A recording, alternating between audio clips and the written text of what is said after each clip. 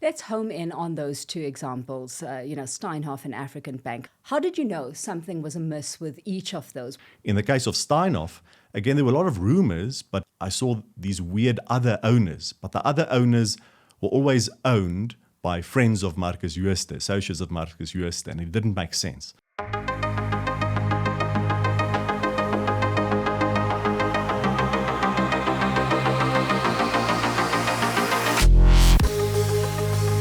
Hello and welcome to Smart Money, brought to you by Daily Investor, South Africa's fastest growing investment publication. I'm Alishia Seckam, and today we're in studio for some face-to-face interaction with Pierre Verster. He is, of course, founder and chief executive of Protea Capital Management. Jean-Pierre, before we get into any of the conversation, just some quick background. Jean-Pierre started his career as a financial manager in the insurance industry, and that before joining Standard Bank as an internal auditor in its retail banking division.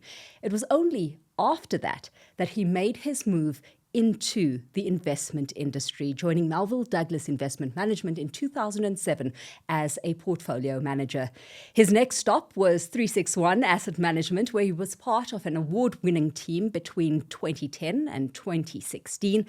And then finally, a partnership with Fairtree Asset Management to launch the Protea range of hedge funds. And in 2019, he founded Protea Capital Management as a standalone investment management business. Jean-Pierre also serves as an independent non-executive director at Capitec Bank, where he's chairman of the audit committee.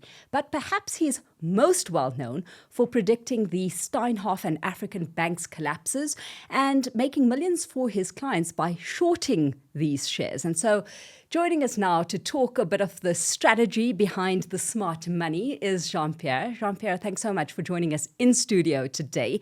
And before we get into the investment strategy, right, what makes you tick? In the professional sense, have you always had a passion for numbers and balance sheets? Thanks, Alishia. It's great to be here. And it's great to do a long-form podcast. I mean, usually on radio or TV, you have like 30 seconds to give an answer. So there's an opportunity to give a bit longer answers.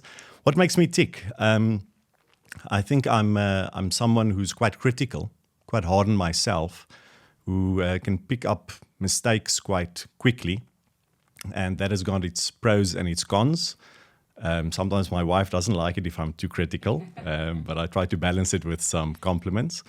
But because of this eye for detail and being able to see when something is wrong, I think that's naturally also that someone with those types of attributes goes into the auditing profession.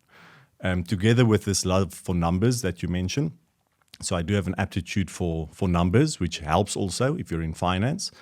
And then thirdly, I'm very curious. I want to understand things. And I've got a very wide range of curiosity. At school in Matric a long time ago, I took 13 subjects because I wanted to take everything. I wanted to know everything. I wanted to understand everything. So if you combine someone who can be quite critical, can see something that's wrong, relatively good grasp of numbers, and very curious about a very wide range, there's one career choice which becomes quite obvious, and it became quite obvious to me, and that is investments, because you need probably all three of those to do really well in investments. And I feel blessed that I was relatively early in my career when I realized I wanted to do that. And today I wake up happy every morning and I enjoy my job. There aren't many people who would have wanted to take more than 13 subjects. There aren't many people who like reading annual reports. Super investors like Warren Buffett seem to share the same passion and reap the same enjoyment from an activity like that. I just don't get it. So explain it to us. I mean, what's so exciting about consuming hundreds of pages of financial and corporate information? So I mentioned already I'm curious. So I love reading out of that curiosity. And literally my day, most of the hours of every day of my life is spent reading. It's newspapers, multiple newspapers, it's reports that come out, it's company releases, annual reports. And I just enjoy the process. If you enjoy the process, that goes a long way, especially if it's your day job. So yes, if you're a professional investor, it comes with the territory. You need to read a lot. You need to do a lot of research. And again, in my case, what's maybe slightly different is in a traditional asset manager, you might have a portfolio manager supported by a team of analysts. Now, I have one other analyst in my team at Protea Capital Management, but I principally do most of the analysis work myself, most of the reading myself across various industries. So I'm not just a financial industry type analyst or just retail or just industrials. I like to read everything, analyze everything. I enjoy it. And that means at the end of my day, if I maybe got through 200 pages or 300 pages, it doesn't feel like work because it's that curiosity, that enjoyment, that need for learning and understanding that drives me. So that in itself explaining kind of what drew you to the investment industry and that space, right? As far as investment strategy goes, Jean-Pierre, unlike many other fund managers out there, you prefer hedge funds. So stack it up for us as you see it, the benefits of a hedge fund over other long-only funds. So the concept of a hedge fund relative to a traditional long-only fund is basically that you can also make money when share prices fall. And your stockbroker does all the complication at the back end to borrow shares and make sure you can sell shares you don't own because you borrowed them and then later you buy them back and give them back to the broker. It can get quite complex. But in short, it means you're not just looking for shares that are undervalued, that you expect to rise in price. What I like about a hedge fund and the strategy that we employ as well and being able to short is you look for shares that are too expensive, that you expect will fall in price. And there's various reasons why shares fall in price. The dramatic ones, the Steinhoffs and the African banks, are when there's something wrong, something big. It could be fraud, it could be the application of an accounting principle or standard which is not conservative enough. But there's a reason, and then you get a dramatic fall. But other times, a share price falls just because it's not a great business. It's not creating value. It's not generating revenue growth. And those types of share prices fall as well. They don't necessarily take a dramatic fall.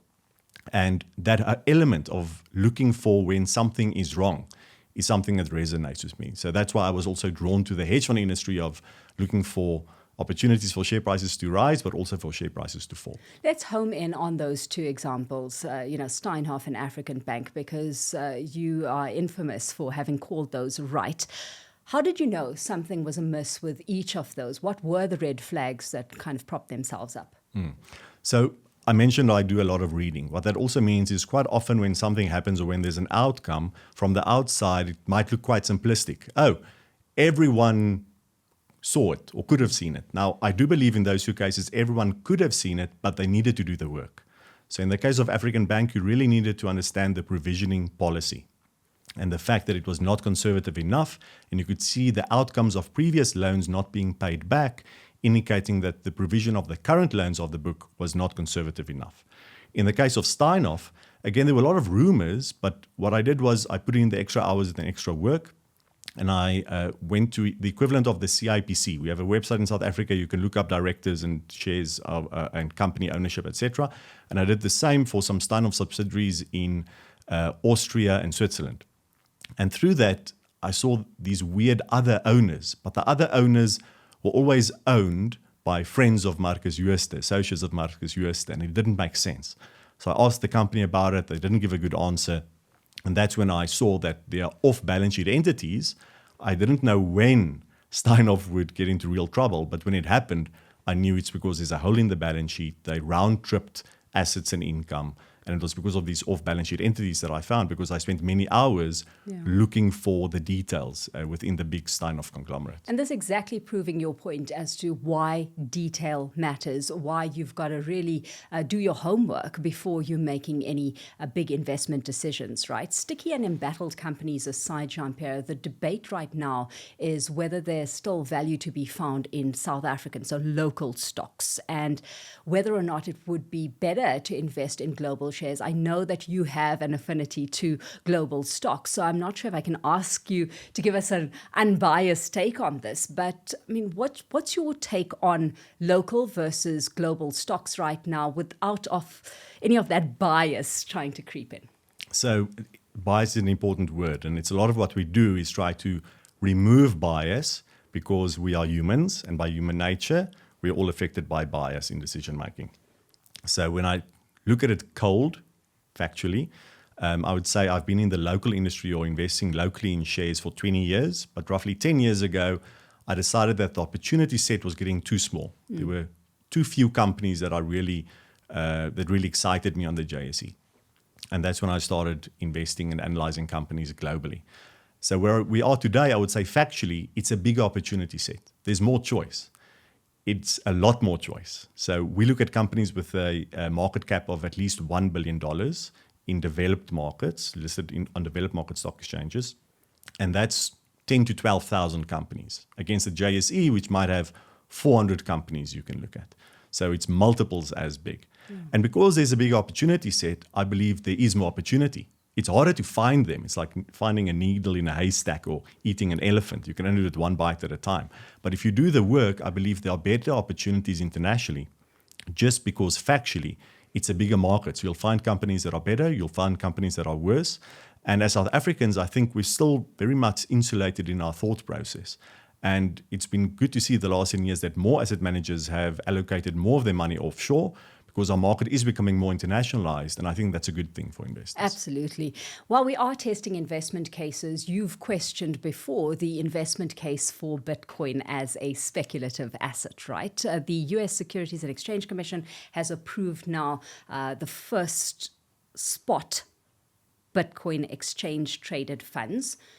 Has that shifted your stance as far as crypto Bitcoin is concerned? And would you consider putting your own money into Bitcoin right now? No. So that's the short answer. The longer explanation is that I understand that there's a use case for Bitcoin. It's basically, some countries have got exchange controls, ours as well. Some are even stricter. So it's very difficult to move money around. And Bitcoin allows for that.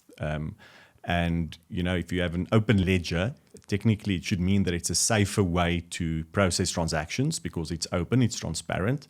There's no central control. So I understand the whole benefits that Bitcoin brings. The problem is I can't value it. I don't know if Bitcoin should be worth $1, $10,000 or $100,000, especially because you can break it up not just in 2 decimals, but into infinitesimally small pieces of Bitcoin. So the function is there where the Bitcoin is $1 per Bitcoin or $100,000 per Bitcoin. You can do with it what you need to do, and that is move money across borders in a relatively frictionless way. So I'm not against the concept.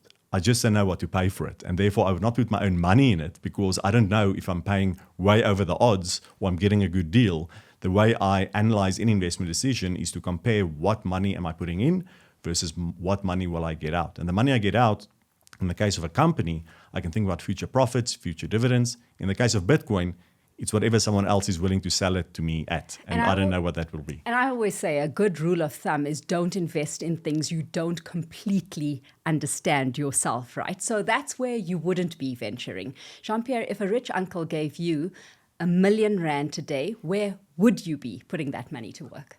So you said I'm biased. You're right. I mean, I manage people's money in funds under my management at Protea Capital Management. So I would hopefully have that uncle put the money in one of the funds under management, like the Protea Worldwide Flexible Fund. Mm-hmm. And what I do within the fund is I look for shares that we expect to rise in price. I look for shares that we expect to fall in price, not just in South Africa, but internationally. And we try to make money for investors. So it sounds relatively simple. It's difficult. It takes a lot of my time, but I enjoy it. And that's what I would tell that uncle to do. Jean-Pierre, always a pleasure catching up with you. Thanks so much for your time and for having joined us on Smart Money today. Thanks, Alishia.